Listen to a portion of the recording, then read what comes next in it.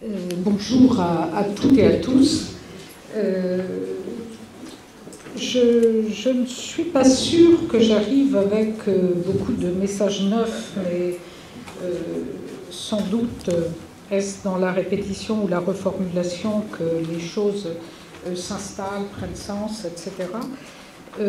Je vais m'appuyer pour cet exposé sur un travail que nous avions fait avec plusieurs collègues et que j'avais présenté avec Anne Burban lors d'un séminaire à l'ESN. J'ai repris des choses puisque ce que je dis là, c'est d'une certaine façon la parole un peu stabilisée de l'Inspection générale de l'éducation nationale sur ce sujet. Alors, pour commencer, et pour vous mettre à l'aise ou dans l'embarras, je ne sais pas, je voudrais dire que sur certains points, et je pense que c'est compréhensible, nous ne sommes pas plus avancés que vous. C'est-à-dire que le livret scolaire unique, nous ne l'avons pas utilisé dans les années précédentes. Enfin, nous n'avons pas une marche d'avance par rapport à vous qui le pratiquez. Alors, la différence peut-être tient à ce que sur ces questions, nous avons eu plus de temps et de disponibilité que vous pour réfléchir, pour travailler, et que nous circulons. Donc nous voyons des usages et des pratiques variées, et que c'est ce qui inspire aussi ce qui permet nos analyses. Alors, en première approche, j'ai voulu concentrer sur cette diapositive un ensemble de messages qui, pour nous, sont essentiels. Le premier, c'est que nous inscrivons vraiment la réflexion sur l'évaluation dans la réflexion pédagogique et didactique. L'évaluation, ce n'est pas quelque chose qui viendrait après, en dehors de tout le travail de réflexion, voire de mise en œuvre pédagogique et didactique. C'est une composante de l'enseignement et de l'apprentissage. L'évaluation, c'est un moment, c'est dedans. D'une certaine façon, j'ai parfois du mal à comprendre cette idée que si on fait de l'évaluation, je dirais, c'est au détriment de l'enseignement et de l'apprentissage. Je crois que quand on est dans cette logique-là, il y a quelque chose qui n'est pas compris. L'évaluation, elle est à penser en même temps qu'on pense la préparation de la séquence. Ce n'est pas quelque chose dont on se souciera après, quand tout sera terminé, et qu'on voudra réfléchir à la mesure même de ce que l'on a fait. Penser l'évaluation, c'est se centrer sur le profit pour les élèves de l'enseignement qu'on dispense. Pour moi, c'est ça qui est fondamental, et ça n'est pas quelque chose de neuf. Se donner des objectifs d'apprentissage pour les élèves, c'est d'emblée identifier ce que l'on évaluera. Alors, ce n'est pas un message neuf, c'est un message qui, pourtant, a un peu de difficulté à passer. Deuxième point, l'évaluation, c'est à la fois, et là j'emprunte une formule à un document de l'Institut français de l'éducation, qui avait fait un numéro spécial sur l'évaluation, c'est à la fois une mesure et un message. Et je crois que nous sommes vraiment confrontés avec la nouvelle réglementation à ces deux dimensions-là, si je puis dire. Comment construire des informations sur ce que les élèves apprennent, comment mesurer quelque chose de ce qu'ils savent. Et cette idée même qui paraît aujourd'hui un peu nouvelle, qui a un niveau de maîtrise 1, un niveau 2, un niveau 3, un niveau 4, renvoie bien aussi à cette idée de mesure. C'est qu'il y a une échelle d'appréciation de ce que les élèves ont acquis, mais c'est en même temps un message, c'est-à-dire que l'évaluation doit déboucher d'une certaine façon sur une communication des informations qu'on a construites pour l'élève, pour les élèves, pour chaque élève, pour les parents, On le voit avec le livret scolaire unique. Pour l'institution, parfois, on le verra dès la fin de l'année avec la question du DNB, de la fin du collège, d'Affelnet, etc. C'est-à-dire que ça a une incidence sur ces questions-là. Et on voit bien aujourd'hui qu'en modifiant les outils, en modifiant la manière de condenser, de concentrer le message, on perturbe, je vais dire, profondément certaines habitudes pédagogiques et didactiques. C'est presque plus sur la communication du message que la perturbation se fait quand on entend les appréhensions ou les difficultés avec l'outil que sur les aspects de mesure de l'évaluation. Mais il faut y revenir tout de même. En liaison avec cette modalité-là, cette modalité message, si je puis dire, la loi, puisque c'est la loi de refondation enfin l'annexe à la loi de refondation qui utilise l'expression qui a été beaucoup reprise ensuite, nous invite à nous installer dans ce qui est appelé une évaluation positive. C'est associé à l'idée de bienveillance dans l'évaluation. Deux mots, parce que je n'y reviendrai pas très longuement, pour rappeler que la bienveillance n'a rien à voir avec le laxisme et que qui dit évaluation bienveillante ne dit pas évaluation complaisante. Il y a un climat de bienveillance, un climat positif dans lequel doit se dérouler l'évaluation, dans lequel doit se dérouler le compte-rendu, dans lequel doit être diffusé le message évaluatif, mais ça ne signifie pas que ce message doit être exclusivement positif, au sens où on occulterait les erreurs, on occulterait les difficultés. Ça n'est pas le sens de l'évaluation positive. Mais c'est une occasion de se rappeler ce que nous disent les recherches les plus récentes sur l'apprentissage, que ce soit d'ailleurs, enfin des recherches moins récentes, si je me réfère à la psychologie sociale, plus récente si je me réfère aux neurosciences et à la psychologie cognitive, à savoir que le contexte émotionnel dans lequel se déroulent les apprentissages a une influence très importante sur la mémorisation, sur ce qu'on va conserver de ces apprentissages. C'est-à-dire qu'on apprend quelque chose dans un certain contexte et le contexte colore finalement l'apprentissage que l'on fera. Ce qui est en jeu, c'est, je l'ai mis avec des guillemets, ce que beaucoup de spécialistes appellent, s'agissant des apprenants au sens large, et j'utilise le mot parce que ça vaut aussi pour nous, c'est-à-dire quel âge que l'on est d'une certaine façon. Si l'on n'a pas un certain sentiment de compétence, c'est-à-dire si l'on n'a pas quelque part la conviction, peut-être, ou l'espoir, on va dire avant la conviction, qu'on va arriver à maîtriser l'apprentissage nouveau, il y a une plus grande difficulté à se motiver, à se mettre en situation d'apprendre. En tout cas, cette idée de sentiment de compétence et d'estime de soi, un certain nombre d'analystes, en particulier des évaluations internationales, nous disent que les élèves français en manqueraient peut-être plus que d'autres.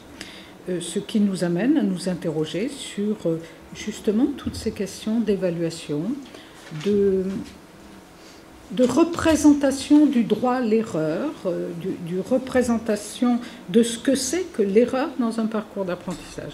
J'y reviendrai, je pense, tout à l'heure.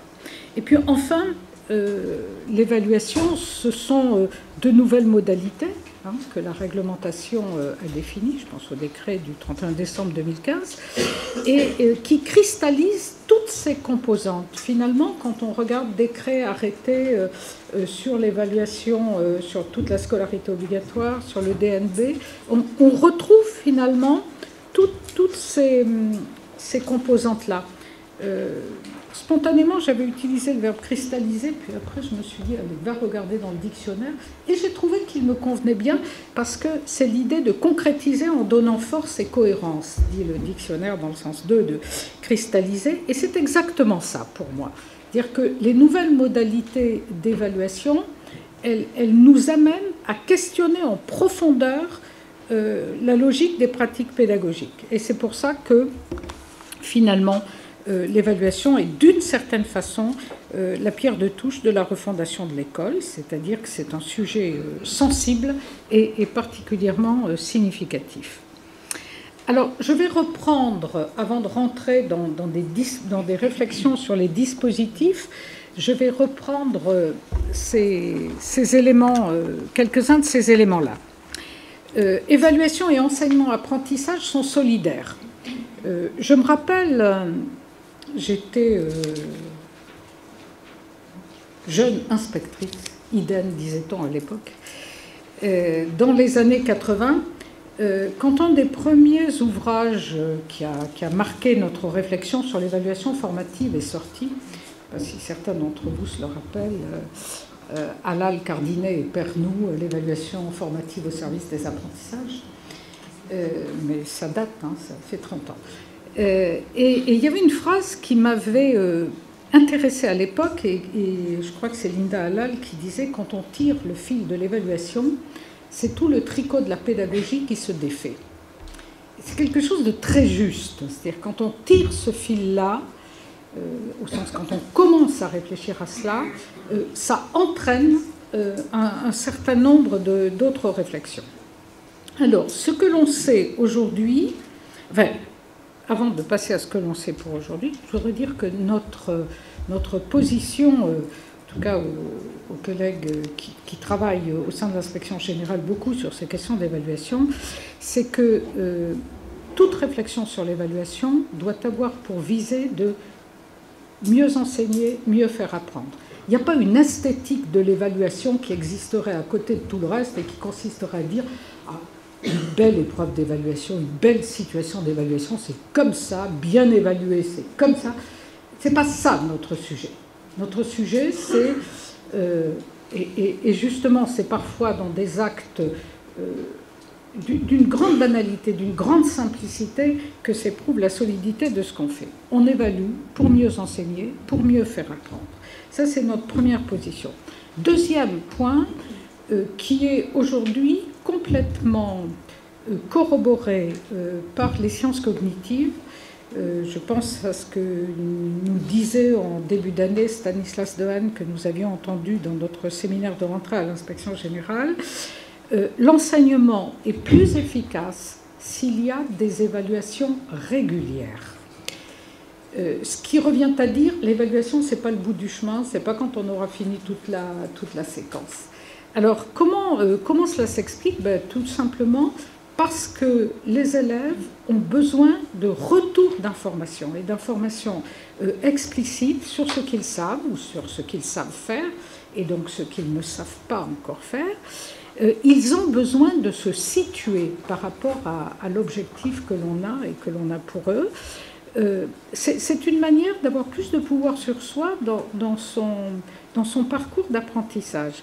C'est dire qu'au fond, toutes les rétroactions sont importantes pour les élèves. Et je reprends ici l'expression de Stanislas Dehaene qui parle volontiers de message d'erreur. Il dit, il ne faut pas masquer les erreurs aux élèves.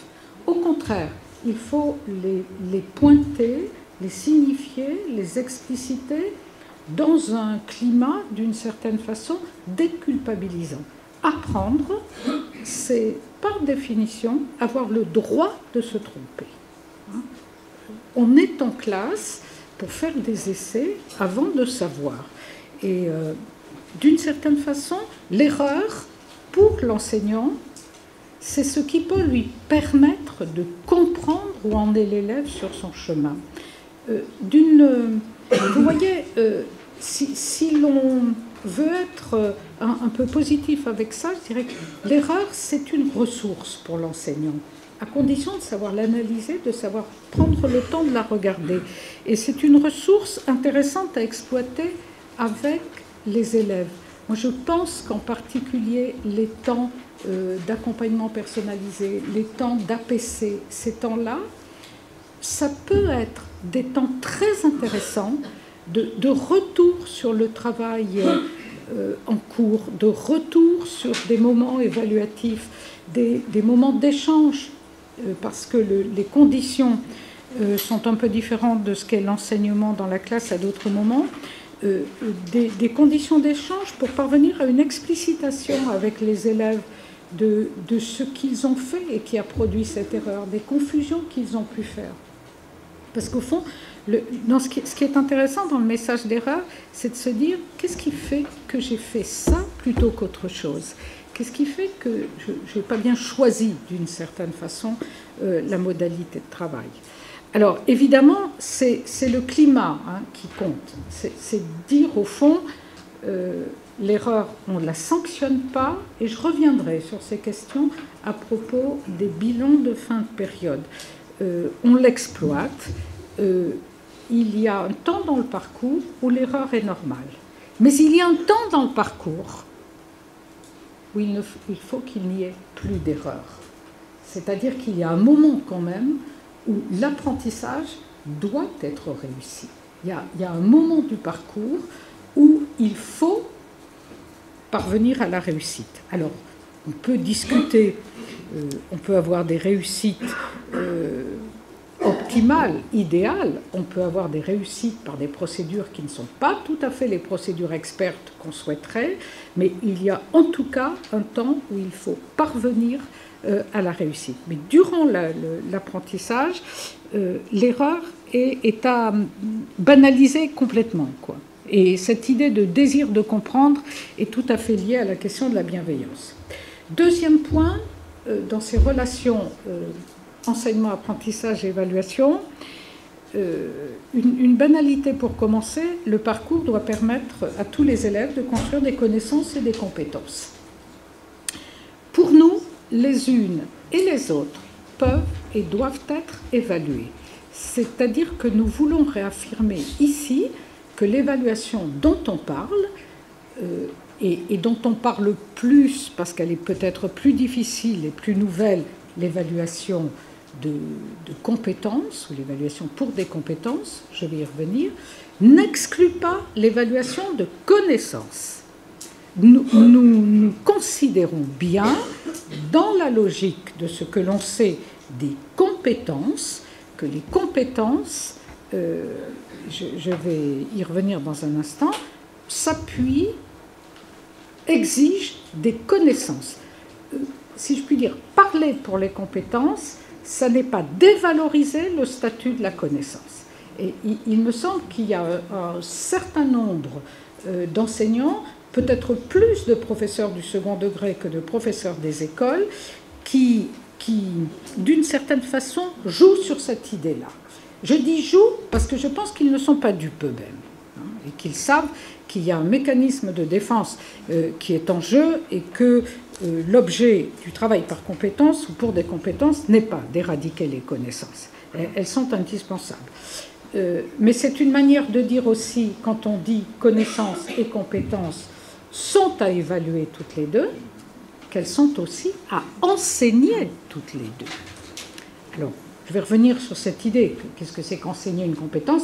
C'est un peu compliqué quand même, mais on va développer ça. L'idée des compétences, qui n'est pas nouvelle, et que les collègues du premier degré me pardonnent ici, parce que c'est une affaire qui, pour nous, aura bientôt 30 ans.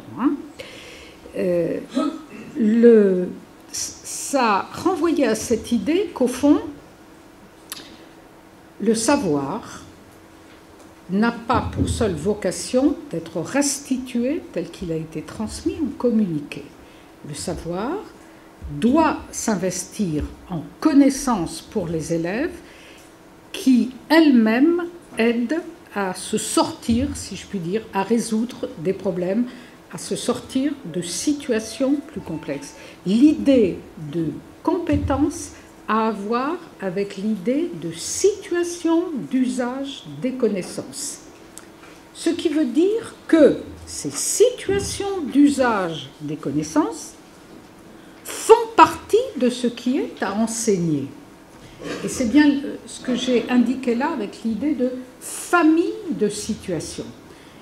C'est ce qui, dans certains programmes disciplinaires, renvoie à l'idée, à certains moments, de modélisation. C'est-à-dire à quoi ça sert ce qu'on est en train d'apprendre.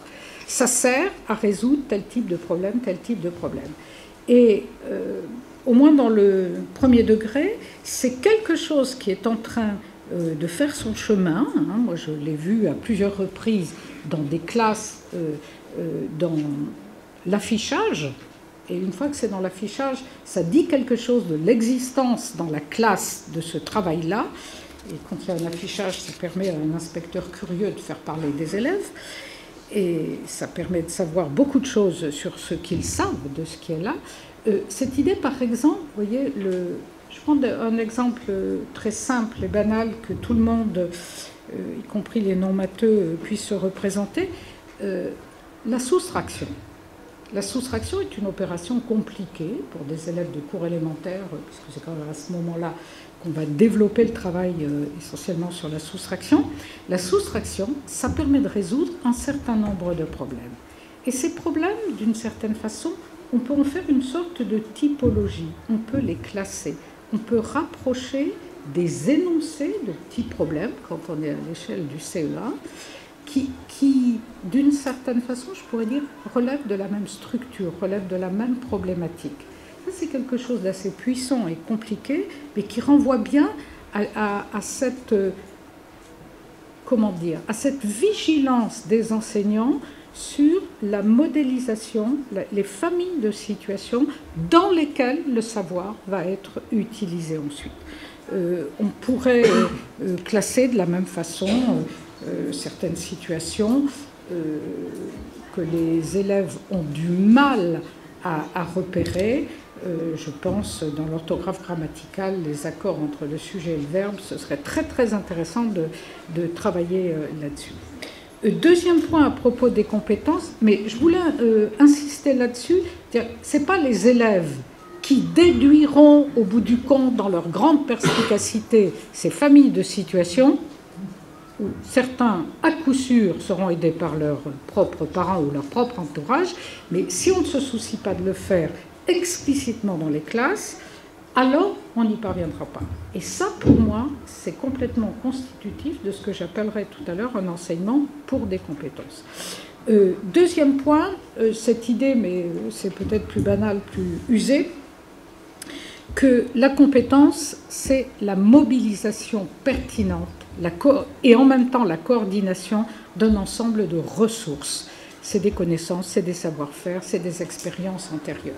J'ai souligné mobilisation parce que dans la compétence, il y a l'idée quand même, dans la mise en œuvre d'une compétence, on est compétent si on sait aller les chercher, ces ressources utiles, quoi.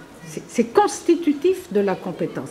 Ce n'est pas simplement savoir les utiliser et appliquer, c'est savoir détecter et donc mobiliser les ressources qui vont être utiles dans telle ou telle situation. Et ça met en jeu finalement le rapport au savoir qu'ont construit les élèves, le rapport à la situation, mais un rapport à soi aussi. C'est-à-dire que le travail par compétence suppose une sorte d'initiative cognitive, d'engagement cognitif qui est autrement plus exigeant que toutes les situations d'application de connaissances stricto sensu dans lesquelles on a souvent évalué les élèves. Et c'est en ce sens aussi que ce travail par compétence est, si je puis dire, contemporain quand même d'une hausse d'exigence assez significative de l'école. Troisième point, enfin, à propos des compétences, pour dire que, et ça c'est quelque chose qui perturbe, parce que ça suppose une prise de décision de l'enseignant, les compétences, on ne les voit pas directement. Ce qu'on voit, ce sont les performances, les productions que vont nous nous montrer, nous prouver d'une certaine façon les élèves. Les compétences, on les suppose, on les infère au vu des productions des élèves. Et on ne devrait se prononcer sur la maîtrise de compétences qu'une fois qu'on s'est assuré de leur stabilité et de transférabilité. On voit, et parfois dès l'école maternelle d'ailleurs, à l'école primaire, ce verdict très rapide que portent les enseignants, compétences acquises, simplement parce qu'il y a 2-3 petits exercices qui ont été réussis à l'issue d'une séquence d'apprentissage. Non, je ne parlerai vraiment de compétences maîtrisées, de compétences attestées, que quand je me serai assuré que c'est stabilisé dans le temps. Je pourrais prendre ces exemples que vous êtes sans doute nombreux à avoir vécu, d'enseignants toujours déçus par les performances des élèves, on va dire, quand c'est différé par rapport au moment où ils ont enseigné. CE1, CM2, les dernières que nous avons eues à l'école primaire, et les professeurs des écoles qui étaient quand même malheureux de certains insuccès de leurs élèves et qui disaient « Mais madame l'inspectrice, je vous promets, ils le savaient, on l'a fait ». Et ils allaient rechercher les cahiers qui montraient que l'enseignement avait bien eu lieu, que des évaluations avaient été faites à la fin de la période et qui étaient plutôt positives. Sauf que quand vous interrogez des enfants de CM2, des élèves de CM2, par exemple, sur les nombres décimaux qu'ils n'ont pas encore revus depuis le CM1, ben vous vous rendez compte que rien de tout cela n'est stabilisé. Ce qui n'est pas totalement anormal, mais ce qui doit nous, comment dire, attirer notre vigilance là-dessus. Et ça, c'est quelque chose, vous voyez, qui, pour moi, est bien intégré à l'idée de cycle et ce qu'on associe souvent avec les cycles, c'est-à-dire l'idée d'une progression spiralaire. C'est-à-dire, dans le cycle, on va revenir sur quelque chose qu'on a travaillé antérieurement. Et on va revenir sur ce quelque chose pour le stabiliser, pour le conforter, pour en étendre la portée à des situations nouvelles. Donc, pour conclure sur ce point-là, l'idée donc qu'on va enseigner pour que les élèves construisent des compétences, vous voyez, moi je tiens beaucoup à enseigner à l'expression enseigner pour des compétences et non pas enseigner par compétences. Dans l'idée d'enseignement par compétences, ce que nous redoutons, c'est cette représentation qu'au fond, on prendrait une compétence, puis encore une autre compétence, puis encore une autre compétence. Les compétences, elles se construisent par l'entrecroisement, si je puis dire, la mobilisation de ressources différentes. Donc il faut qu'il y ait le souci de la compétence et des situations qui permettent de manifester ces compétences. C'est ce qu'on appelle articuler le texte du savoir, c'est-à-dire ce que les élèves peuvent mémoriser, et les contextes d'usage de ces savoirs, c'est-à-dire qu'on ne peut pas détacher l'un de l'autre. Je prends très souvent cet exemple trivial parce que c'est quelque chose qui nous résiste tout de même et dont j'ai l'impression que je partirai à la retraite sans que cette affaire-là ait pu être dépassée.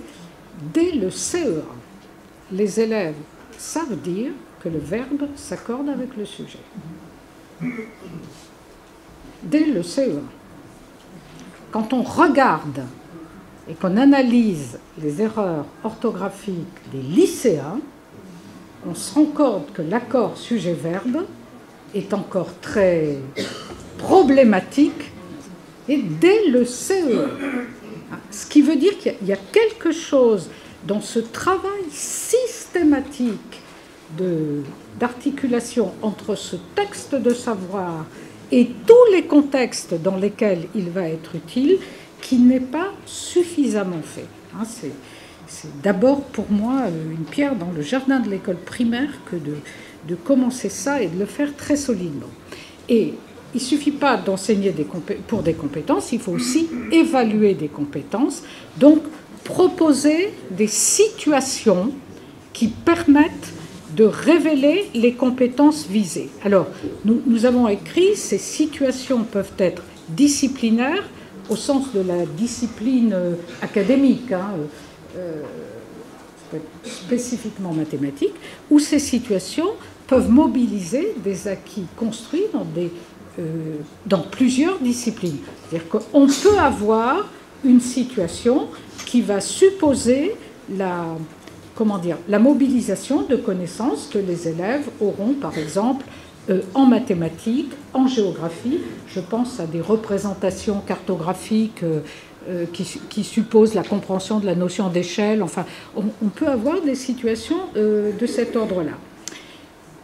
Quand nous parlons de situations, nous ne voulons pas signifier forcément tâches complexes. Je le dis parce qu'on a beaucoup travaillé dans certaines disciplines dans les dernières années, et en particulier à la suite des évaluations comparatives internationales de type PISA, sur la notion de tâches complexes. Toute situation d'évaluation n'est pas forcément une tâche complexe qui va supposer des heures de résolution, de manipulation, etc.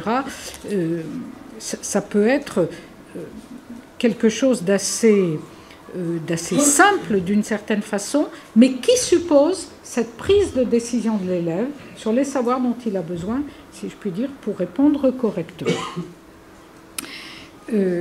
Troisième et avant-dernier point de ces généralités, et après je rentre plutôt dans les choses un peu outils. Je le disais tout à l'heure, on évalue pour mieux enseigner, on évalue pour réguler, c'est-à-dire pour prendre des décisions.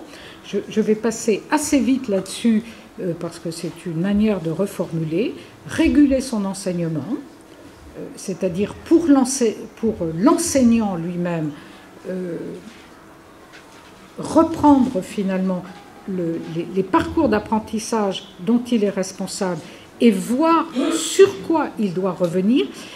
Si vous voulez, ce qui m'importe dans cette idée-là, c'est de travailler avec les enseignants pour que, d'une certaine façon, ils se donnent toujours une tâche faisable et praticable.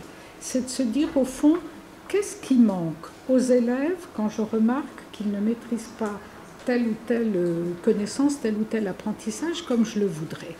Est-ce qu'il leur manque simplement d'avoir eu des occasions de s'entraîner, au sens où les cognitivistes parlent d'entraînement, c'est-à-dire utiliser, mettre en œuvre des savoirs, des savoir-faire de façon répétitive pour que cette mise en œuvre devienne presque, si je puis dire, presque automatique. Vous voyez, je parlais d'accord sujet-verbe tout à l'heure, dans des phrases simples, dans des situations simples, le raisonnement orthographique qui conduit à l'accord sujet-verbe doit être automatisé.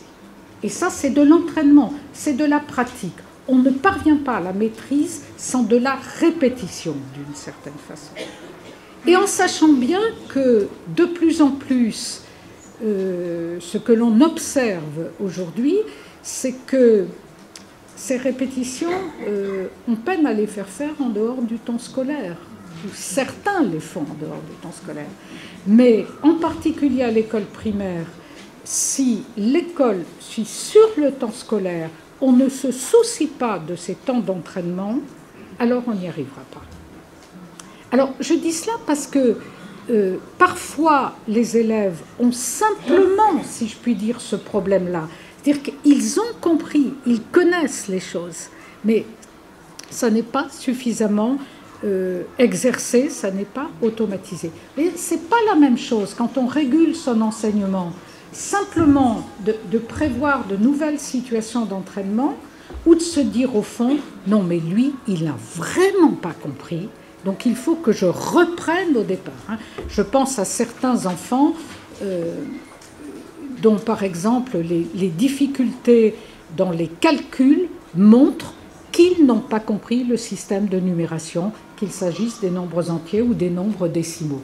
C'est-à-dire, à un certain moment, il y a des erreurs qui sont des signaux, et que là où on pensait que ça fonctionnait, non, il y a quelque chose de plus fondamental à reconstruire. Ce n'est pas le même travail pour un enseignant de reconstruire un apprentissage depuis la base, d'une certaine façon, ou simplement d'ajouter des circonstances d'entraînement, de voir des variations dans ces circonstances d'entraînement.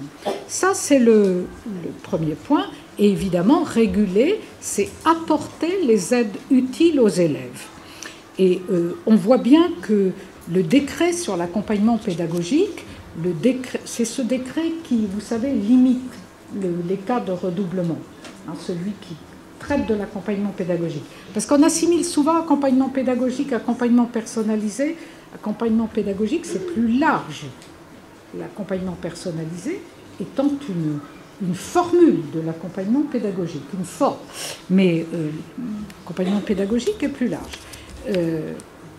Apporter les aides dès qu'elles sont utiles, c'est vraiment cette logique de l'accompagnement et du socle, avec cette alerte que nous faisons parce que on le remarque et on comprend ce qu'il y a derrière, c'est que l'aide aux élèves, la régulation des parcours, l'aide aux élèves, comprend certainement un moment que j'ai appelé là de surencadrement didactique, c'est-à-dire de travail très guidé, très balisé par l'enseignant, hein, vraiment d'un guidage très fort, mais qu'il faut dépasser le moment de ce guidage. C'est-à-dire que ce que l'on veut quand même, c'est que les élèves soient capables de réussir à un niveau satisfaisant, sans étayage, sans guidage. Hein. Et le surencadrement didactique, ce qu'on appelle surencadrement, c'est le fait de tellement cadrer le travail qu'au fond, l'élève se retrouve en situation d'exécutant et n'a plus cet effort à faire qui est la caractéristique même d'un apprentissage réussi. Il faut se méfier finalement du fait que vouloir à tout prix faire réussir, c'est à certains moments empêcher d'apprendre d'une certaine façon. Dernier point de ces généralités, cette idée que le double système réglementaire qui est prévu par le décret du 31 décembre 2015 statue essentiellement, on va dire, alors je prends la scolarité obligatoire sur les fins de période et les fins de cycle. Mais, alors l'école maternelle, c'est avec la notion de suivi des apprentissages, c'est un petit peu plus complexe, mais c'est quand même la même logique. Nous disons, attention, ça ne veut pas dire que le décret demande qu'il y ait formellement des évaluations de fin de période et des évaluations de fin de cycle. C'est-à-dire que le point de vue évaluatif que l'on va avoir en fin de période ou en fin de cycle, il peut s'appuyer sur les évaluations et les prises d'informations qu'on aura faites durant la période ou durant le cycle. Il peut parfois, pour se rassurer, pour préciser des choses, pour certains élèves, peut-être pas pour tous, exiger quelques situations d'évaluation particulières, mais il n'y a pas un protocole de fin de cycle, il n'y a pas un protocole de fin de période.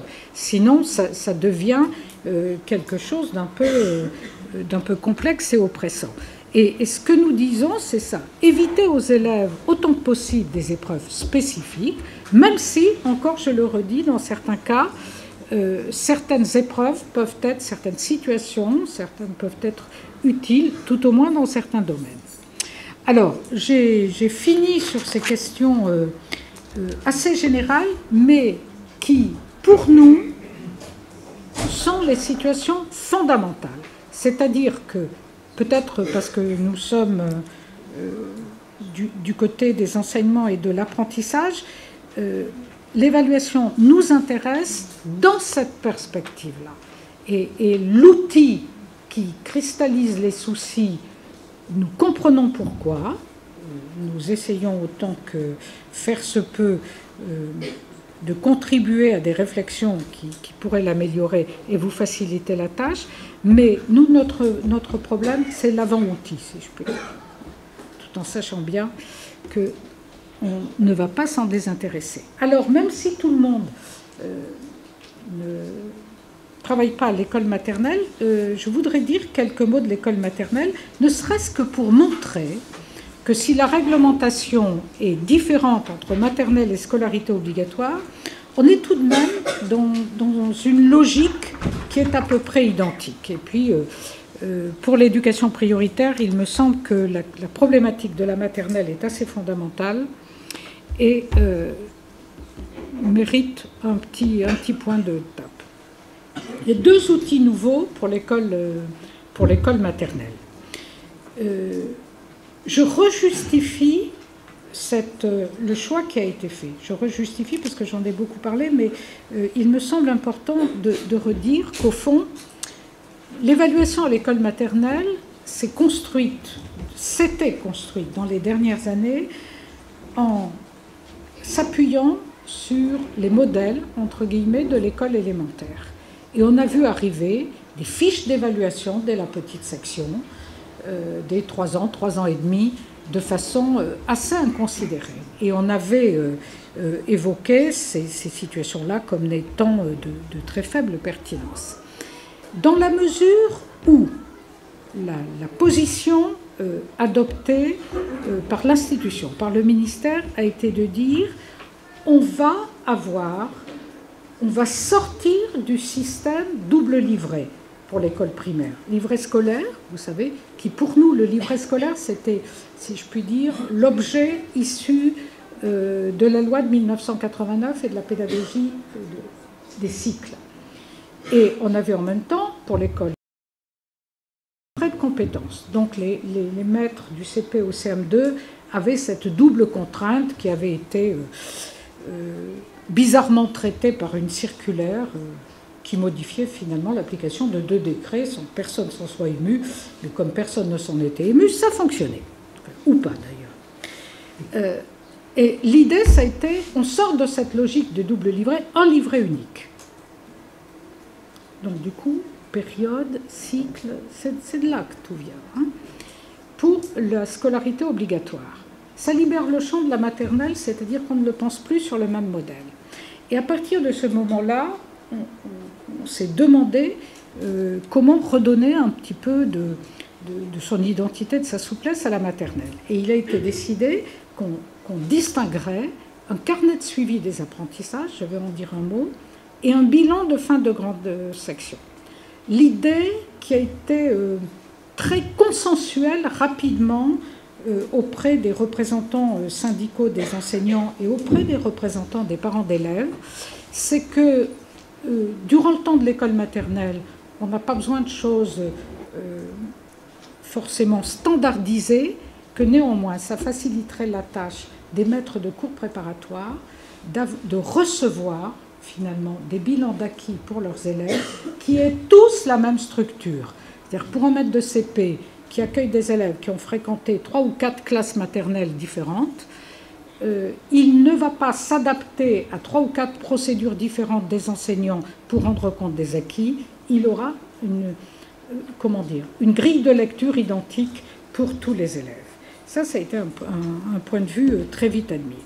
Et donc, on a, si vous voulez, 2 formes d'évaluation. L'évaluation comme suivi, avec le carnet de suivi, et puis l'évaluation comme bilan, avec le bilan de fin de grande section.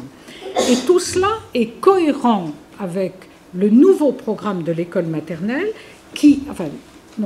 la nouvelle définition législative de l'école maternelle qui insiste bien sur l'idée que l'école maternelle, c'est un lieu d'apprentissage qui se réfère à un programme, etc., mais que c'est aussi, et d'abord, et en particulier pour les petits, un lieu de soutien et de stimulation du développement de l'enfant. Et je pense qu'il faut rattacher à cette problématique-là l'accueil favorisé avant 3 ans en éducation prioritaire, parce qu'on sait que c'est dans cette période, on va dire, de 2-4 ans, on sait quand même que la 3e année, donc entre 2 et 3, c'est fondamental pour le langage et pour tout ce qui relève de la fonction symbolique, c'est-à-dire les capacités de représentation de l'enfant.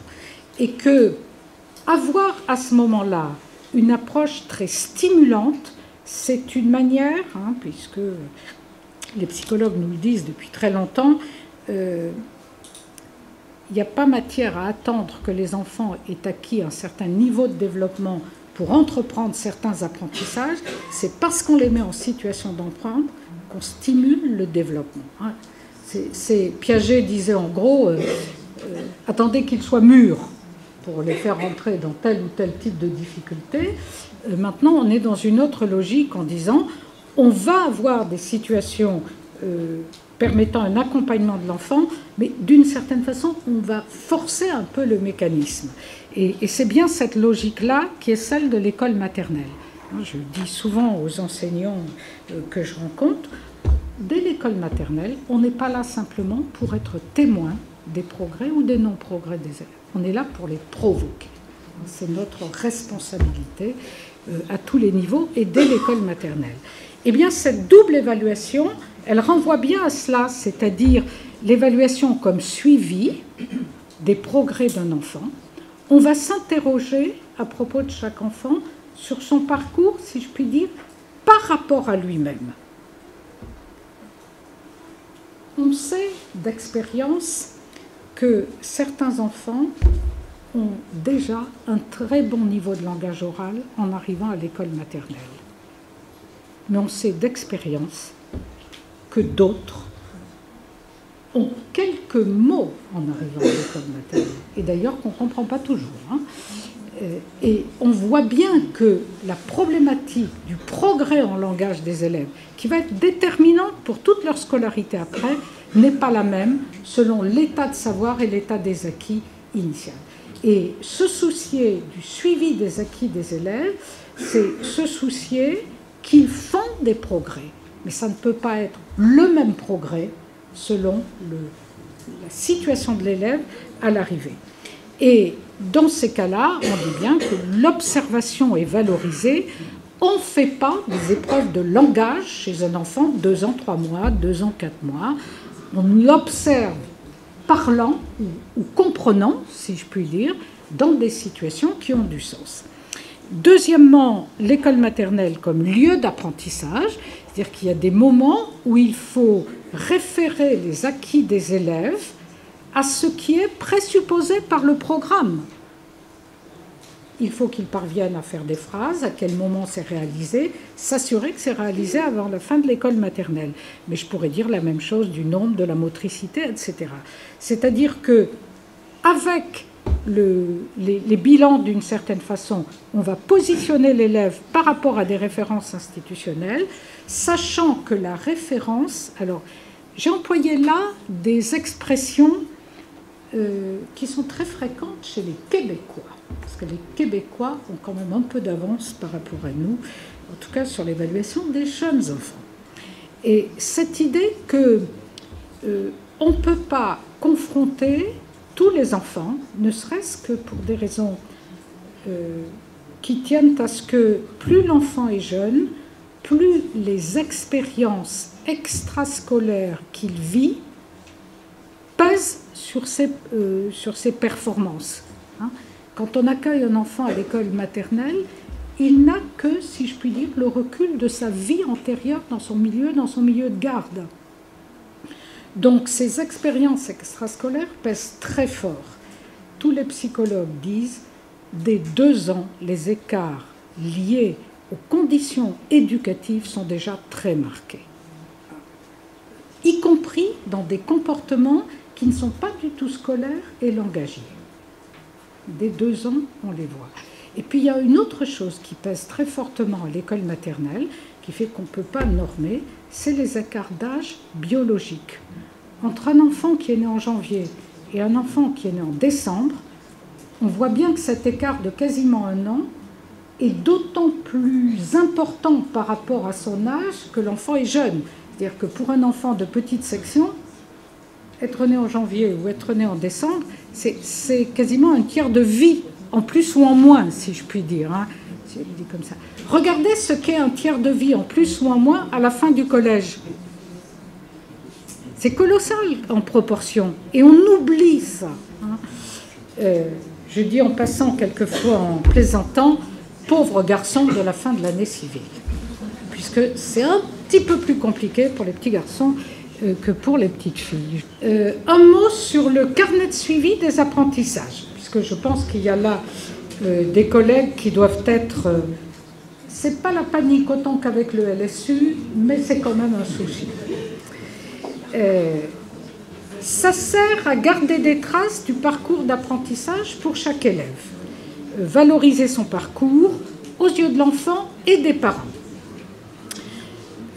C'est une manière de dire que le carnet de suivi des apprentissages,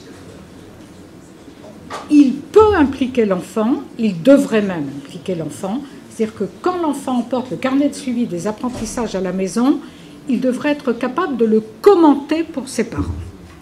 C'est en ce sens que je parle de l'impliquer. Mais le carnet de suivi des apprentissages, il a d'une certaine façon ce destinataire quasiment exclusif, c'est la famille de l'enfant. On fait le carnet de suivi pour rendre compte à la famille des progrès, des acquis des enfants. Ce qui est essentiel dans le carnet de suivi, c'est que l'enseignant prend position d'une certaine façon. Alors je l'ai écrit comme ça ici, écrit de l'enseignant rendant compte et attestant des progrès de l'enfant dans les différents domaines. Pourquoi j'éprouve ce besoin-là? C'est parce que il y a eu, si je puis dire sans offenser ceux d'entre vous qui ont beaucoup travaillé là-dessus, une sorte de faux départ. Le texte des programmes d'école maternelle qui a été proposé à la consultation comportait un chapitre sur l'évaluation à l'école maternelle, où il était question de cahier de réussite. Hein? Et donc, cette idée-là, qui faisait plaisir à certains, si je puis dire, par opposition à ce qu'ils avaient été contraints de faire antérieurement, a été relativement investie par certaines écoles. On connaît les cahiers de réussite. Par parenthèse, c'est une affaire, la première inspectrice des écoles maternelles qui avait mis cela en route, Danielle Dupin de Saint-Cyr, c'était 1984. Si vous voulez en trouver des traces, il y a une publication du CRDP de Toulouse à l'époque sur le sujet. Ça n'est pas récent, cahier de progrès, c'était un peu plus récent, mais un certain nombre d'équipes pédagogiques sont parties sur l'idée de on va mettre en place des cahiers de réussite. Et quand le texte sur l'évaluation est sorti, quasiment un an après le programme de la maternelle, qui dans sa forme définitive ne parlait plus de cahier de réussite, mais ce qui n'a pas été tellement exploré dans le texte. Par parenthèse, c'est un des problèmes, c'est-à-dire que quand on a bien travaillé pour la consultation, on a l'impression qu'on est dispensé de lire le texte définitif, qui n'est pas toujours exactement celui qui a été mis en consultation. Et là, en l'occurrence, c'était le cas. Mais c'est passé à peu près inaperçu. Et comme le travail a cheminé, un certain nombre d'enseignants, quand le texte sur le carnet de suivi est sorti, l'ont assimilé au carnet de réussite. Alors que le cahier de suivi, le carnet de suivi, n'est pas forcément le carnet de réussite. Ce qui le caractérise, c'est que l'enseignant dit quelque chose sur les acquis, les progrès des élèves.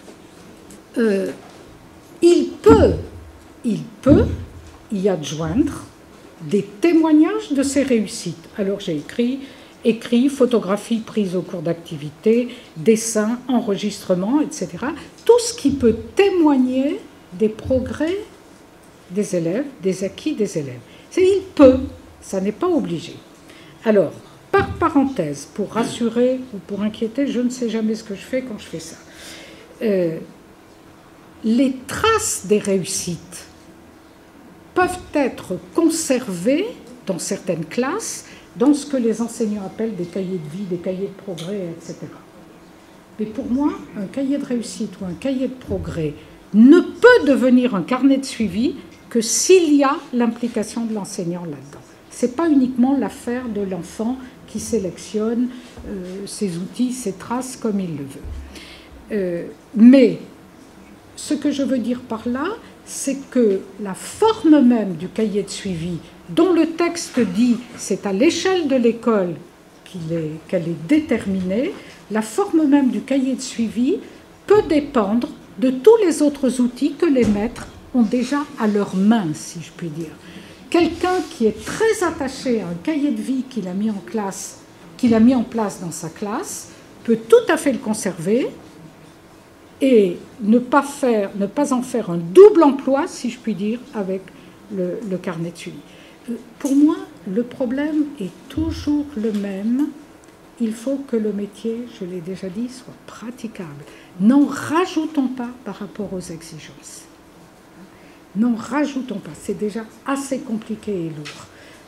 Donc, partons de ce que les enseignants savent bien faire et voyons comment on a besoin d'adapter les choses.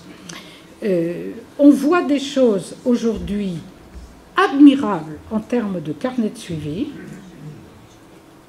Je m'inquiète de la possibilité de tenir les ambitions que l'on se donne quelquefois. Au sens où je vois des carnets de suivi qui intègrent des petites vidéos, liens avec l'ENT de l'école, des choses remarquables, des photos. Mais je me dis, les enseignants qui ont 28 élèves dans la classe, parce qu'il y en a quand même en maternelle et même au-delà, comment dans la durée vont-ils tenir, vous voyez? Et quel sera le signal pour des parents si je pars avec tout un luxe de détails et si petit à petit j'en rabats. Il faut se projeter dans la durée et je crains, vous voyez, que dans un certain cas, les débuts soient trop par rapport à ce qu'on sera capable de faire.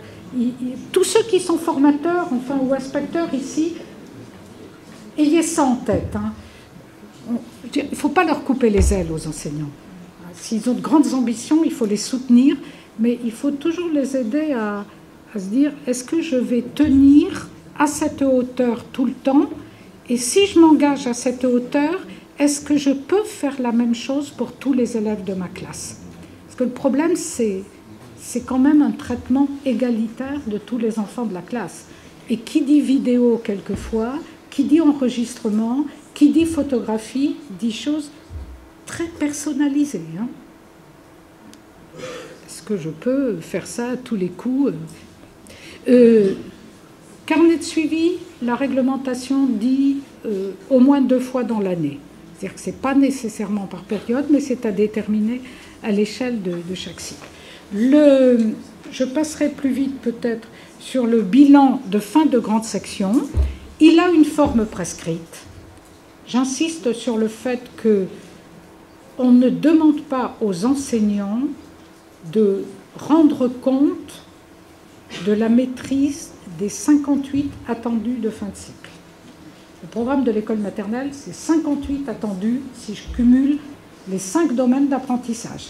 On ne demande pas de rendre compte attendu par attendu, si je puis dire. Il y a des sous-domaines à l'intérieur des domaines. Et puis, il y a 4 points précis qui sont extraits de apprendre ensemble, il y en avait de trop, et vivre ensemble, sur le respect des consignes, le respect des règles, la persévérance, etc. J'ai personnellement été très étonnée que les parents d'élèves considèrent que c'était naturel quand je me rappelle les débats sur les premiers livrets scolaires où ils ne voulaient surtout pas qu'apparaissent ces remarques qui pouvaient paraître comportementales, disait-il à l'époque. On demande aux enseignants d'avoir un avis évaluatif avec une échelle à 3 niveaux. L'enfant réussit souvent, réussit parfois ou de temps en temps et ne réussit pas encore. c'est ce qui a été arrêté après les échanges avec les organisations syndicales et avec les parents d'élèves. Personnellement, j'aurais préféré une échelle à 4 niveaux. Non pas que je tienne à l'esthétique des 4 niveaux, mais ce que je crains, c'est le refuge dans le niveau intermédiaire.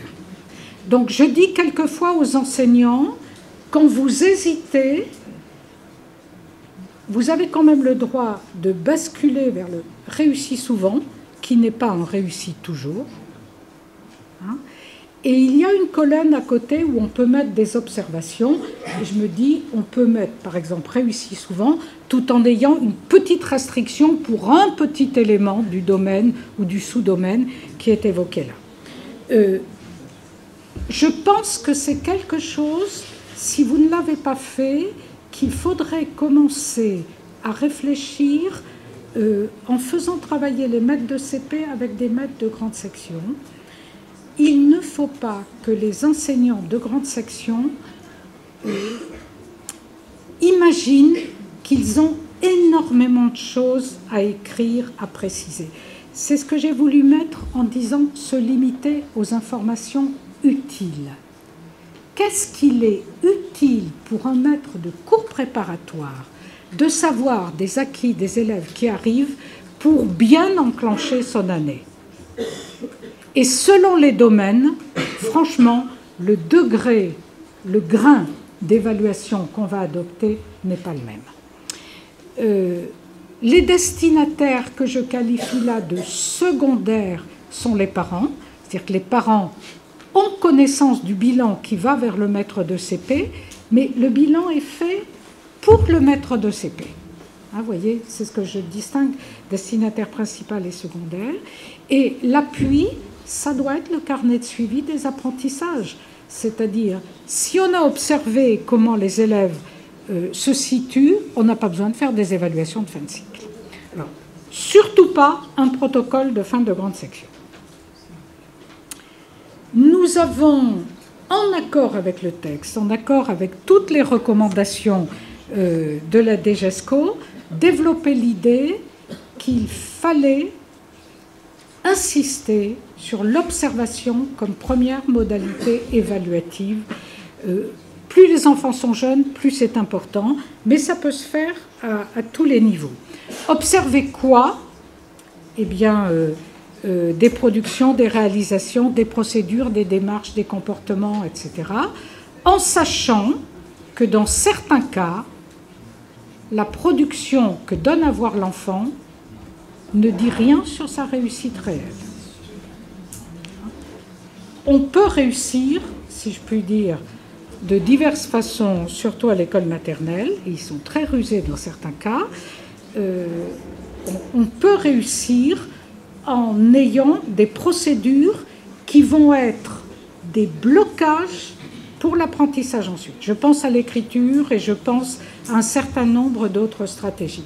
Les maîtres de CP combattent certaines mauvaises habitudes et combattent avec difficulté parce que quand l'automatisme moteur est bien installé pour l'écriture, ça va durer longtemps. Là, vraiment, je ne peux évaluer l'habileté à écrire en cursive d'un enfant maternel que si je le regarde écrire. Le produit terminal ne me dit rien. Observer comment? Eh bien, l'observation dans le cours des activités, ce que j'ai appelé là l'observation spontanée, ou une observation plus préparée, plus instrumentée, c'est-à-dire, et je pense qu'en langage et pour les élèves de l'éducation prioritaire, puisque vous êtes quand même bien ancrés là-dessus, il me semble qu'on ne peut pas se faire une idée de certaines compétences de l'enfant en langage oral sans se donner comme projet d'observer finement certaines choses dans des ateliers qui sont pensés pour ça. Il faut créer des situations qui devraient faire émerger tel ou tel langage chez l'enfant et il faut l'observer à ce moment-là. Alors les Québécois parlent parfois d'observation planifiée ou d'observation orchestrée. C'est en particulier vrai pour le langage. Un certain nombre d'enseignants, quand on est de maternelle, quand on est dit moins de fiches d'évaluation, plus d'observation, on dit « ah, chic ». C'est beaucoup plus difficile d'observer que de donner une fiche et de regarder ce que ça donne après. C'est-à-dire qu'il ne peut pas y avoir d'observation réelle si on ne sait pas bien ce que l'on doit observer, ce que l'on veut observer, et ça renvoie tout de même un travail plus précis qu'on ne le fait souvent sur les objectifs pédagogiques et sur certains indicateurs. Alors, il y a des ressources sur Eduscol, elles sont un peu proliférantes, il faut les... enfin un peu, beaucoup. Il faut aider les enseignants à s'en saisir par tranche, si je puis dire, par petite dose. Mais ce que je ferai volontiers en situation de formation d'enseignants, c'est que je partirai des indicateurs de progrès qui ont été listés sur Eduscol pour amener les enseignants à revisiter leur pratique pédagogique. Dire au fond, voilà ce qu'on me dit qu'il serait bon que je vois chez les enfants. Mais au fond, dans mes pratiques, est-ce que j'ai quelque chose qui me permettra de le voir, qui me permettra de l'avoir travaillé avant? Je trouve qu'on peut repartir de ces outils pour l'évaluation pour retravailler sur des progressions et sur des programmations d'activités. Hein, vous voyez, c'est la logique à rebours de celle qu'on a très souvent. Alors, parlons maintenant de l'évaluation au cours de la scolarité obligatoire. Alors, juste pour rappel, puisque ça ne figure pas dans le décret, l'idée que les enseignants évaluent au fil des séances qu'ils mettent en place. On parle souvent d'évaluation diagnostique ou d'évaluation formative. Identifier les points d'appui pour l'évaluation diagnostique, voir les acquis, les progrès en cours de séance et analyser les erreurs. Ça n'est pas précisé dans le décret, mais ça n'est pas annulé par le décret, ça va de soi. C'est juste pour dire que les enseignants, quand ils font ça, sont dans le cadre de leur enseignement, et leur enseignement, je pense qu'ils le construisent actuellement en fonction du programme de la discipline. Hein, en particulier dans le second degré, l'enseignant de mathématiques, il va construire sa progression en fonction du programme qu'il doit enseigner, on s'est entendu en cycle, etc., etc. C'est une manière de dire, peut-être que le socle est un peu lointain quand on est là-dedans. Si on n'a pas regardé de près le volet 2 du cycle dans lequel on enseigne. Parce que je rappelle que dans le programme, il y a un volet 1, un volet 2, un volet 3. Notre constat, alors que nous sommes en train de regarder comment se mettent en œuvre les programmes, c'est que, avec un texte qui est tout de même très abondant, beaucoup d'enseignants se centrent sur le volet 3. Or, le lien avec le socle, il est construit dans le volet 2. Le volet 2 du programme dit, par exemple, en mathématiques dans le programme de ce cycle, alors on va pouvoir travailler en relation avec tel domaine ou tel sous-domaine du socle. Il faut regarder ces choses-là d'un peu près. J'y reviendrai à plusieurs reprises. Ce que je crains, c'est que le domaine 2 et le domaine 3 du socle ne soient plus l'affaire de personne au fil des séances. Or, en fin de cycle, il va falloir statuer sur les acquis dans le domaine 2. Domaine 2, outils et méthodes pour apprendre. Domaine 3, formation de la personne et du citoyen. Qui prend en charge la formation dans ces domaines? Hein, j'y reviendrai tout à l'heure, parce que si on ne s'est pas entendu au départ, qui dira ce qui est acquis à la fin? Modalité dans l'évaluation au fil des séances, l'observation des processus mis en œuvre par les élèves, pas seulement des résultats, l'analyse des productions. Les destinataires, c'est en priorité les élèves. Le professeur, bien entendu, pour réguler son enseignement. Et c'est là qu'on affronte une des premières ruptures avec certaines pratiques antérieures. Surtout dans le second degré. Et je pense que c'est pour ça aussi que le rapport à l'outil dans le second degré pose d'autres problèmes que dans le premier degré, où nous n'étions pas embarqués dans le même type de compte-rendu antérieur aux parents. Clarifier pour les parents le statut de ces évaluations au fil du temps. Nous savons aujourd'hui qu'un certain nombre de parents se connectent jusqu'à plusieurs fois par jour pour voir les notes de leurs enfants sur les ENT qui sont à leur disposition au collège. Et vous voyez, la note, elle dit quelque chose d'un apprentissage en cours. Elle ne dit pas quelque chose forcément d'une fin de série. Il faudrait bien que les parents se représentent que le statut de ces notes n'est pas le même, si je puis dire, que le verdict de fin de période. Et le LSU n'a pas pour vocation de récupérer toute cette information au fil des apprentissages. Le LSU, c'est un outil qui va permettre de communiquer en fin de période, fin de cycle. Ça n'est pas un outil qui permet le compte-rendu au fil des apprentissages. Ça n'est pas sa vocation. Et vous voyez, du coup, il peut y avoir une inquiétude, mais c'est compliqué pour des parents de faire le lien parfois entre des outils et des procédures différentes.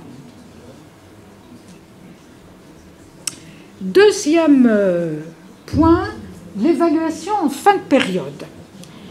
Une évaluation qui est plutôt à caractère sommatif, au sens où on est dans du bilan de fin de période, mais qu'on peut exploiter de manière formative aussi. C'est-à-dire qu'en fin de période, je peux m'appuyer sur ce que je sais des acquis des élèves pour voir où sont leurs points d'appui et où sont éventuellement les obstacles pour ce que je vais commencer à enseigner dans la période suivante. Ce qui est demandé là, c'est un bilan en fonction des séquences d'apprentissage qu'on a mises en œuvre. C'est-à-dire qu'il n'y a pas de standard avec un programme par cycle. Il n'est pas anormal que d'une classe à l'autre, d'un établissement à l'autre, en fin de telle période, on ne soit pas calé exactement sur les mêmes objectifs. Alors, j'ai utilisé le terme séquence unité d'apprentissage parce que selon les disciplines, on en parle différemment. C'est simplement l'idée quand même que pour arriver à un apprentissage consolidé de quelque chose, il faut plus d'une séance. C'est cette idée-là qui est derrière. Et ça a aussi pour objectif de permettre de réguler l'enseignement. Il est évident que si c'est du objectif non atteint, il va quand même falloir se débrouiller pour travailler sur ces objectifs-là avant de passer à d'autres, quoique parfois passer à d'autres objectifs d'apprentissage peut aider à revenir sur certains apprentissages qui n'étaient pas complètement stabilisés. Les objets de l'évaluation, c'est par définition ce que l'outil LSU appelle les éléments travaillés. Normalement, ce sont des connaissances et ou des compétences qui sont déterminées par le programme. Alors avec quelques situations de codisciplinarité, ce n'est pas forcément purement disciplinaire, il y a les EPI là-dedans pour le cycle 4, etc. Appui sur les évaluations au fil des séances, plus éventuellement des tâches spécifiques qui auraient pu être pensées pour l'évaluation. Je reviens sur cette idée-là qu'à certains moments, il faut s'assurer de la stabilité de ce qu'on pensait acquis 3 semaines avant. Donc si on est sur une période égale au trimestre, il faut quand même s'assurer en fin de trimestre que ce qu'on pensait acquis, mettons à Toussaint, est encore vraiment acquis. Ce qui fera du bien à tout le monde, parce que ces reprises sont des combats contre l'oubli et on en a tous besoin. S'il y a des moments spécifiques d'évaluation, les élèves sont informés qu'ils sont dans une situation d'évaluation. Et on peut même aller plus loin, on peut être très explicite sur ce qu'on évaluera et éventuellement même rappeler dans quelle situation on a travaillé. Je repense au contrat de confiance, à tout un tas de modalités que vous avez pu peut-être les uns ou les autres expérimenter. Les destinataires de ces bilans, bien sûr les élèves, les professeurs, équipe de cycle, équipe conseil de classe, etc., les parents. Sachant que ces bilans de fin de période peuvent être faits sous format LSU, si je puis dire, ou sous d'autres formats. Que les manières d'en rendre compte peuvent inclure les notes. Nous aurions peut-être préféré autre chose, mais la réglementation dit qu'on peut inclure les notes, qu'il faut apprécier l'atteinte des objectifs et qu'on va avoir des informations littérales. Veiller à la forme des appréciations, insister sur les progrès, insister sur les acquis, dire là où il faudrait travailler plus et pas simplement travail insuffisant. C'est-à-dire qu'il va falloir dire en positif ce que parfois on dit en creux, ce qui est une forme d'écrit pas toujours évidente. À éviter toute appréciation qui qualifie l'être de l'élève au lieu de traiter de ce qu'il fait. On parle de ce qu'il fait, on ne dit pas ce qu'il est. Il n'est pas paresseux, il n'est pas ceci, il n'est pas cela. Il a fait ou non son travail, ce n'est pas la même chose. Une insistance particulière, le bilan de fin de période n'est ni la somme ni la moyenne de ce qui a été produit dans la période. Ça renvoie à quoi cette idée-là? Ça renvoie en fin de période, je ne vais pas faire payer à un élève qui parvient à maîtriser, à atteindre les objectifs que je m'étais fixés, ses erreurs du début de la période. Je regarde où il en est en fin de période et je ne vais pas moyenner tout ce qu'il a fait sur la période. Il est possible qu'il ait eu du mal à entrer dans une séquence d'apprentissage, que les premières évaluations qu'on a faites aient été peu favorables à l'élève. En fin de période, je parle des acquis de fin de période. Je ne récapitule pas toutes les réalisations de la période.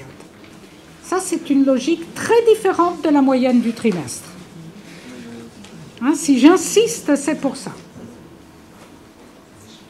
Et pour des parents d'élèves, ça mérite peut-être d'être expliqué. S'il y a des notes, le 6 du début, eh bien, je ne vais pas le moyenner avec le 12 ou le 16 de la fin.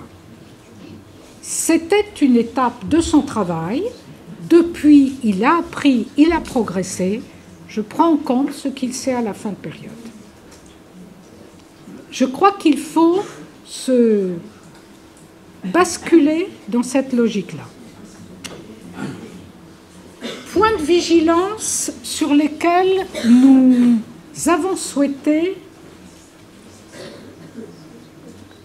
attirer l'attention après les observations que nous avons faites au mois de décembre. Nous considérons que, nous sommes nous aussi dans cette logique d'accompagnement des enseignants et des équipes autant que nous le pouvons. Nous considérons bien que nous sommes tous, par rapport à ces outils, dans ce que j'ai appelé là une phase de rodage. C'était un premier coup, si je puis dire, la première période, et qu'il y a des choses qu'on n'avait pas forcément anticipées dans les écoles, dans les collèges, avant de remplir ce livret. Et c'est en particulier vrai, là où ça nous a semblé le plus difficile, c'est la colonne éléments travaillés. Il y a eu des logiques qui ont consisté à aller copier finalement tous les extraits du programme qu'on avait abordé peu ou prou dans la période. Résultat, il y a des bilans de fin de période. Le pire qu'on ait trouvé, je vous promets que c'est vrai. Alors, il y avait peut-être un peu de provocation. 48 pages. Mais oui, mais si vous voulez, et après tout, on peut montrer que tout en travaillant sur telle notion, on a travaillé en même temps l'expression écrite, l'expression orale, les outils et les méthodes pour apprendre. On peut en rajouter à chaque fois, et ce n'est pas faux. Et il nous semble qu'on risque d'atomiser tout, et surtout, franchement, cette accumulation d'informations ne dit rien à personne. Ni à des enseignants qui seraient susceptibles de récupérer l'élève qui changerait d'école ou d'établissement, ni aux parents d'élèves. Et on voit bien qu'il y a là un écrit professionnel sur lequel on a, en tant que formateur, sans doute pas réfléchi ou attiré l'attention avant. Ce n'est pas une pierre dans le jardin des enseignants, parce que c'est quand même quelque chose de compliqué. On leur dit de temps en temps, ne reformulez pas ce qu'il y a dans le programme, sauf qu'il faut quand même être un peu synthétique, puis il faut que ça ait du sens. Et je crois que ça peut être aussi un travail de formation, que d'aller bien regarder comment on va l'écrire, comment on va communiquer là-dessus, avec cette idée que ce qui importe, c'est une information utile pour ses destinataires. Et les destinataires donc, sont de deux ordres éventuellement. Les parents d'élèves à qui on rend compte. L'élève, c'est une manière de récapituler pour lui. Et puis les autres professeurs de l'équipe éventuellement, hein, puisqu'il y a des acquis sur lesquels on peut travailler. Les destinataires, c'est également d'autres enseignants s'il y a changement d'école ou de collège, mais ce n'est quand même pas les cas les plus fréquents. Nous avons souhaité, même si ça n'est pas l'actualité pressante du moment, attirer l'attention sur la fin de CM2. On est là plutôt dans de l'anticipation. Quand nous voyons les difficultés là, que nous avons vues en fin de période, la fin de CM2, c'est plus la fin d'un cycle. C'est-à-dire qu'en fin de CM2, on sera dans un bilan de fin de période. D'accord ?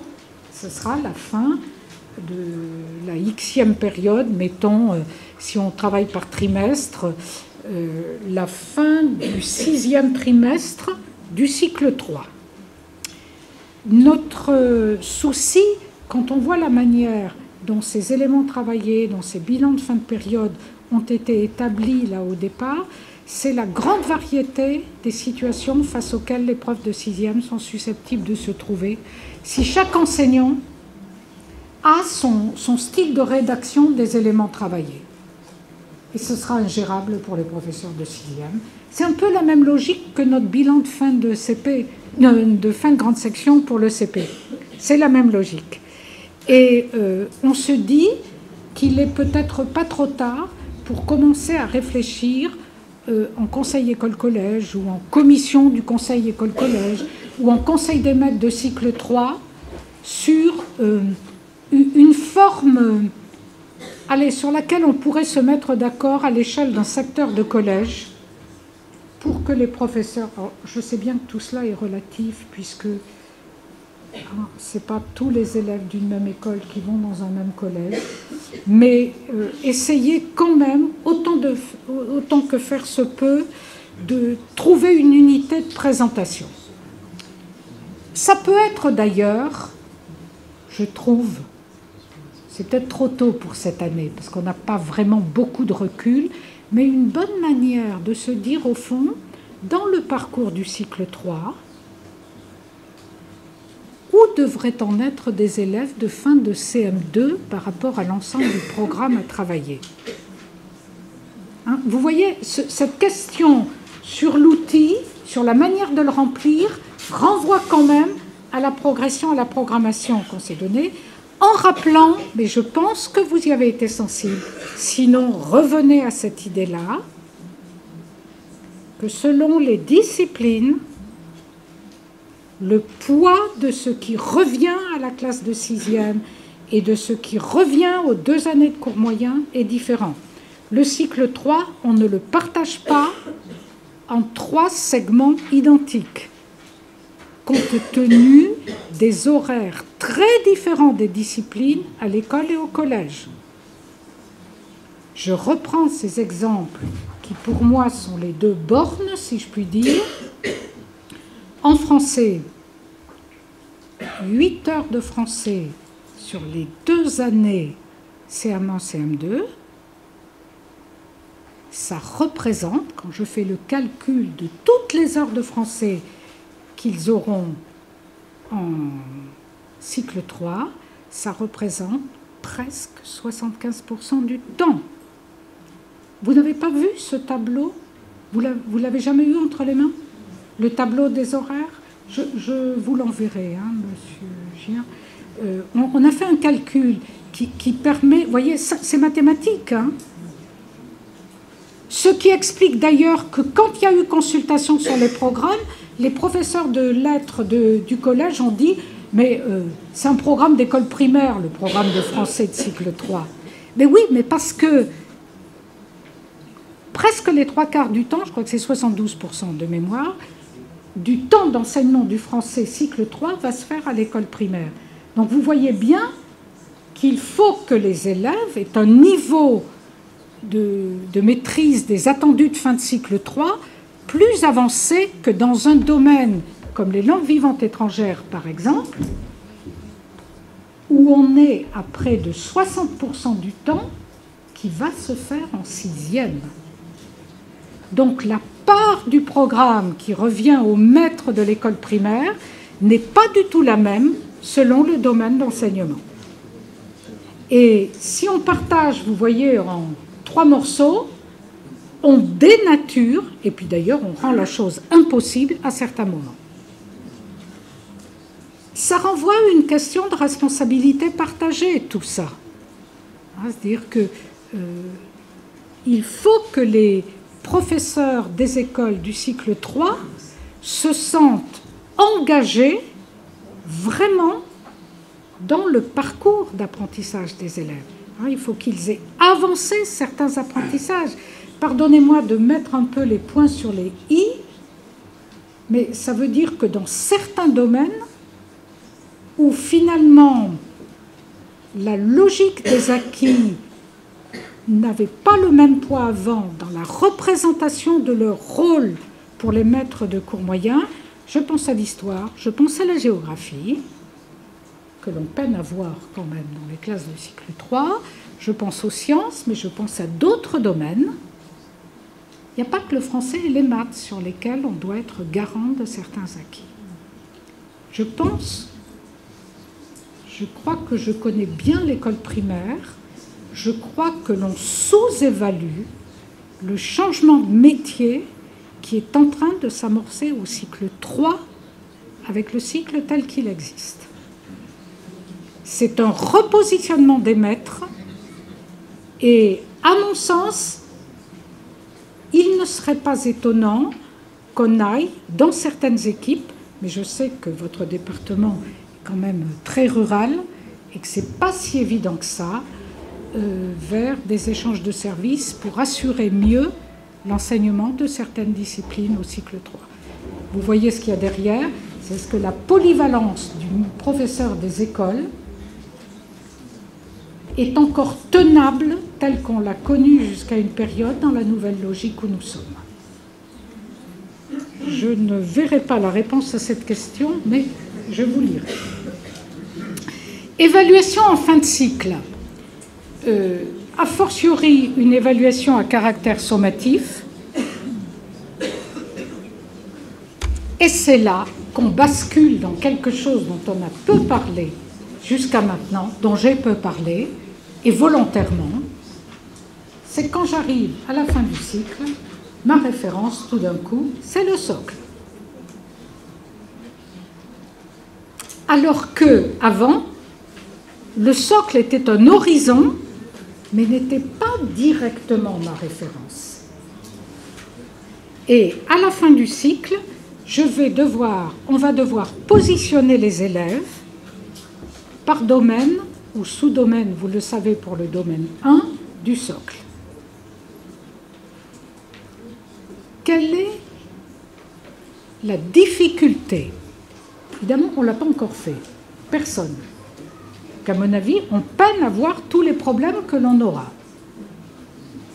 Premier coup fin de cycle, ça va être comme le premier coup fin de période. Sauf que le premier coup fin de cycle 4, c'est aussi le premier coup nouveau brevet. Et qu'il faut donc commencer à anticiper un peu sur les difficultés qu'on est susceptible de rencontrer. Bon, en général, je pense que dans la majorité des cas, on n'aura pas, vous n'aurez pas besoin, les professeurs n'auront pas besoin d'évaluations spécifiques, d'épreuves spécifiques, mais ça peut, après tout, être nécessaire, peu importe. Le problème, c'est que si on a antérieurement tout pensé par rapport aux disciplines, ce à quoi invite le texte tout de même, bilan de fin de période par rapport aux disciplines. Là, il va falloir que chaque professeur, si je puis dire, redistribue, je le dis comme ça, hein, même si ce n'est pas forcément exact, c'est son avis sur les acquis des élèves en fonction de la manière dont sa discipline contribue à ces domaines. Alors, je vais prendre un ou deux exemples peut-être plus évidents que les autres pour illustrer, mais on pourrait en prendre beaucoup. Le professeur de mathématiques, les évaluations qu'il aura faites jusqu'à la fin du cycle vont nourrir à la fois le sous-domaine 1-3, langage mathématique, scientifique et informatique, et le domaine 4, où tout ce qui relève de la résolution de problèmes, des méthodes, des cherchés, etc., va devoir être pris en compte. Le professeur de lettres va nourrir le sous-domaine 1-1, langue française, mais également le domaine 5, où tout ce qui relève, on va dire, de la littérature est pris en compte. Donc, vous voyez, à certains moments, on lui a demandé d'avoir un avis un peu global autour de sa discipline pour remplir les bilans de fin de période, et là, il devoir être dans une autre logique. Mais, fin de cycle, il va bien falloir que quelqu'un statue sur le domaine 2 et le domaine 3. Qui, si personne n'y a regardé d'un peu près? Or, regardez ce qu'il y a dans les domaines 2 et le domaine 3. Alors, le domaine 3, il peut être particulièrement nourri par le professeur d'histoire et géographie avec l'enseignement moral et civique. Mais pas seulement, parce qu'il n'y a pas que ça dans le domaine 3. Ce qui veut dire que si, avant la fin du cycle, on ne s'est pas mis d'accord, par exemple, en disant, ben, voilà, en fonction des projets que l'on a, du parcours d'apprentissage que l'on a dans tel domaine, alors oui, on peut travailler sur telle compétence qui relève du domaine 2, telle compétence qui relève du domaine 3. Et c'est plutôt, on s'appuiera plutôt sur les avis de tel professeur, pour nourrir le domaine 2 et le domaine 3. Mais je pense à la situation des principaux de collège. Ce n'est pas le jour où on fait le bilan de fin de cycle qu'il faut se dire, mais au fait, qu'est-ce qui a travaillé là dans le domaine 2 et dans le domaine 3 ? Vous voyez, si on n'a pas un peu anticipé avant. Parce que tout de même, la pleine réussite pour ces deux domaines, c'est le même nombre de points dans l'optique du brevet, par exemple, que la maîtrise de la langue française, que la maîtrise du langage mathématique, scientifique. C'est le même poids. C'est pas rien. Je veux dire, on ne va pas brader ça. Donc, attention, ça mérite d'avoir été un peu anticipé. Alors, il y a une logique qui consiste à dire, ouais, mais tout le monde fait tout. Donc, tout le monde peut parler de tout. Nous, nous en doutons un peu. Nous pensons qu'il faut ce que nous appelons une logique, une approche collégiale, mais que le rôle des professeurs, par rapport aux compétences qu'on a à évaluer, doit être différencié. Il est presque normal que le professeur de lettres nourrisse de façon prépondérante le sous-domaine 1.1, mais il est intéressant qu'il prenne appui aussi sur ce que disent ses collègues, parce que par exemple, dans la participation à l'oral, par exemple, dans les productions écrites, les professeurs des autres disciplines sont en situation d'évaluer la transférabilité de compétences que travaille plutôt le professeur de lettres.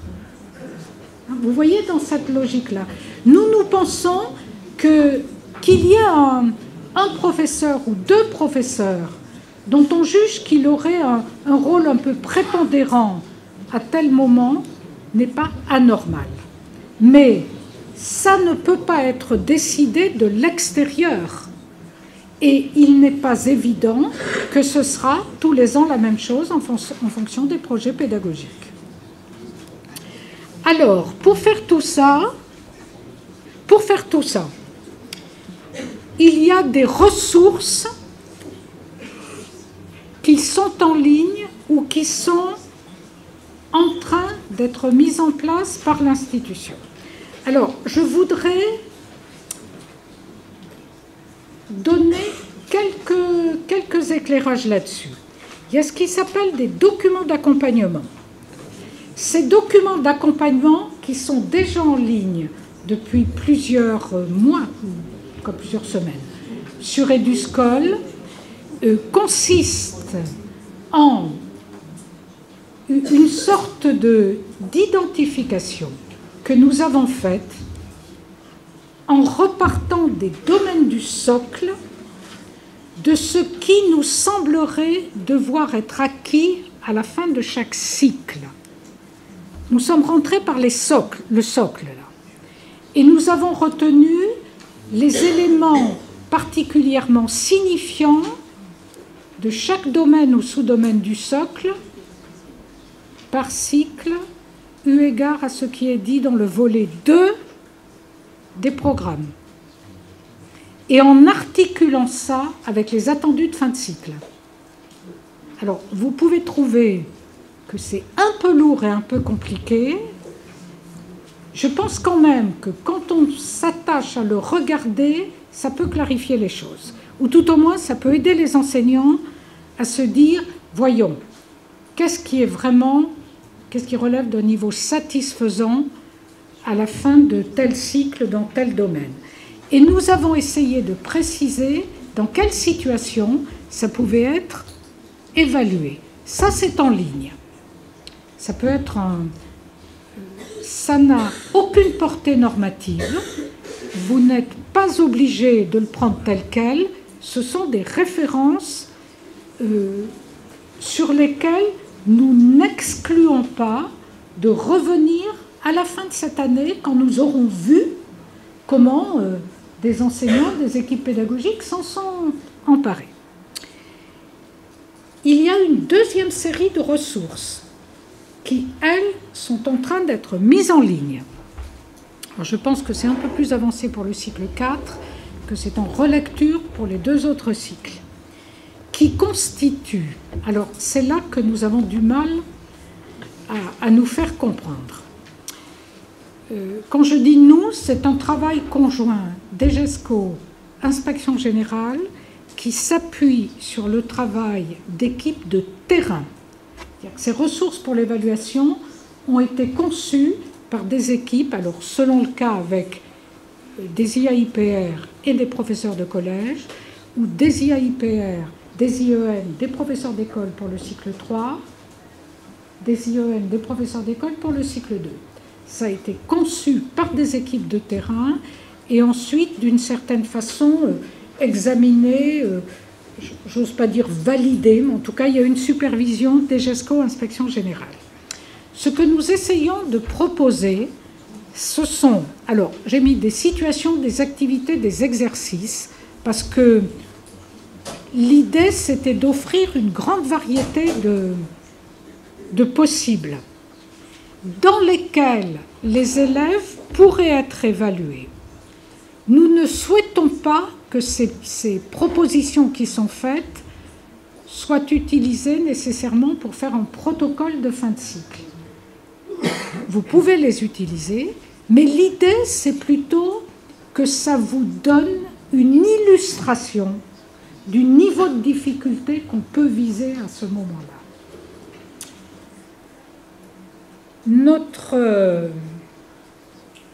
La difficulté tient à ce que, dans la majorité des domaines disciplinaires, nous n'avons pas de référence que je qualifierais d'objective ou de scientifique sur ce que c'est en moyenne un élève, mettons de 15 ans, en histoire, sachant ce qu'est le programme. Et sachant que les programmes sont en train de changer, qui plus est. Alors, on voit bien qu'on a quelques standards sur lesquels s'appuyer pour le cycle 2, sur ce qui est lecture et premiers apprentissages mathématiques. Parce qu'il y a des travaux en didactique, parce qu'il y a des travaux dans certains domaines de la psychologie de l'apprentissage, et qu'on sait un petit peu préciser les choses. Mais qu'est-ce que c'est que le niveau 3 dans le savoir coopérer à la fin du cycle 2, à la fin du cycle 3, à la fin du cycle 4? Alors, on a essayé de le penser en fonction d'expériences de professeurs, d'observations qu'on peut faire. Mais on voit bien que ça n'est pas du tout le même type d'étalonnage. Qu'est-ce que c'est que le niveau 3 cette année, dans certains domaines où les élèves n'auront eu qu'un an avec les nouveaux programmes? Logiquement, ce ne sera pas la même chose dans 3 ans, si les programmes durent. Où les choses devraient être beaucoup plus stabilisées, aller beaucoup plus loin. Et la difficulté, elle est pour appréhender cela, c'est-à-dire à la fois ne pas brader les niveaux, mais surtout, et c'est notre propension, à nous, formateurs, inspecteurs, etc., ne pas idéaliser ce qu'est l'élève moyen. Quand on se reporte, et c'est un travail que nous avons fait systématiquement, quand on se reporte, par exemple, aux réussites des élèves aux évaluations dites CEDRE de l'ADEP, vous savez, fin d'école primaire et fin de collège, et qu'on se dit, voilà, dans telle situation, quel est le pourcentage de réussite? Ben, on n'a pas que d'heureuses révélations, quand même. Et donc, on sait bien qu'il y a le risque de cette idéalisation. Pour conclure, nous disons bien, il faut se mettre en chemin. Il y a un long chemin à parcourir. D'abord, un cycle, c'est 3 ans. Avant d'avoir fait tout le cycle, on n'est pas très à l'aise avec l'idée de la progression. Donc, il y a 3 ans au moins d'accompagnement pour ce qui nous semble le plus évident. Je reprends souvent ce mot d'Yankelevitch parce que je crois qu'il est très juste.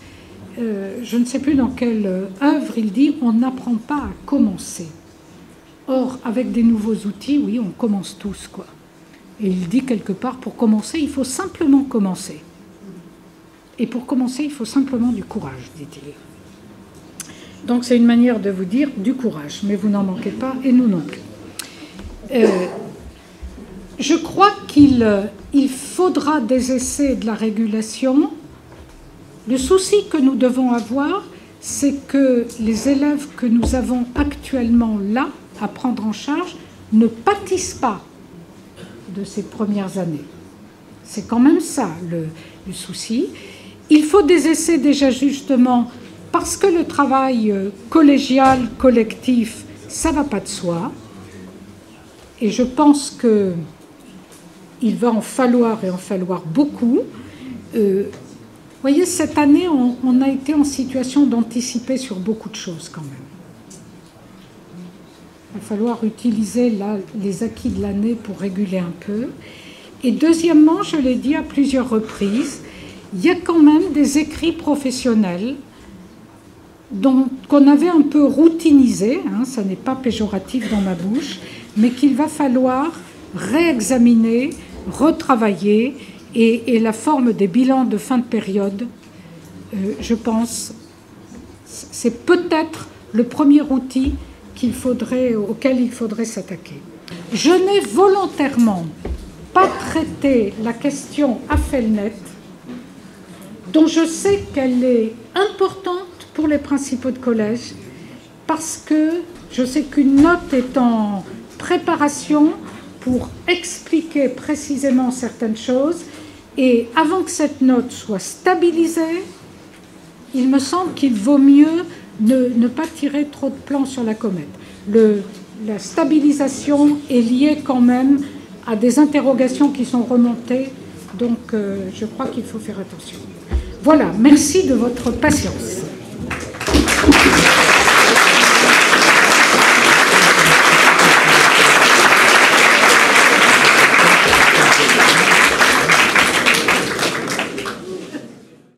L'idée n'est pas de changer pour changer, parce qu'il y a un ministre qui serait passé, qui aurait voulu laisser sa marque. L'idée, c'est de changer pour que plus d'élèves réussissent à leur meilleur niveau. C'est quand même ça l'enjeu. Et dans l'éducation prioritaire, peut-être encore plus qu'ailleurs, mais regardez toutes les mauvaises nouvelles que nous avons eues cette année sur ces niveaux qui baissent, ces écarts qui se creusent, etc., ça n'est pas possible quoi, de continuer comme ça. C'est ça notre... Comment dire? C'est ça notre combat, quoi. Mais ne pas s'intéresser à ceux qui réussissent le moins bien, c'est quasiment une faute parce que nous savons beaucoup de choses aujourd'hui sur ces élèves-là. Mais ça ne veut pas dire aussi que nous ne nous intéressons pas à ceux qui réussissent bien. C'est pour chacun à son meilleur niveau. Merci à tous.